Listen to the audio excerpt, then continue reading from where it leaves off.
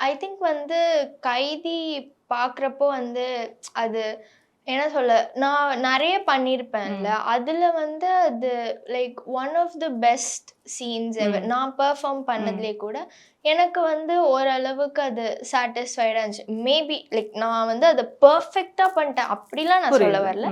But then like அந்த சீனுக்கு என்ன ரிக்வயர்டா இருந்துச்சோ, அத என்னால முடிஞ்ச அளவுக்கு நான் அத ஃபுல்ஃபில் பண்ண ட்ரை பண்ணேன்னு நெனைக்கிறேன்.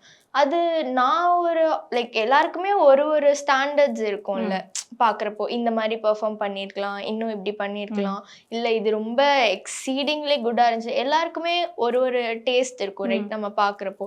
நம்ம எல்லாருமே வேற வேற மாரி ஜட்ஜ் பண்ணுவோம். எனக்கு நான் அந்த படத்த ஒரு ஆடியன்ஸா பார்க்குறப்போ, எனக்கு வந்து நான் பண்ணது எனக்கு புடிச்சு தான் இருந்துச்சு.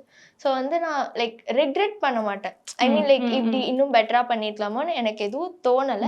பட் அஃப்கோர்ஸ் கண்டிப்பா பெட்டரா பண்ணணும்னா, அதுல எவ்வளவோ பண்ணலாம்.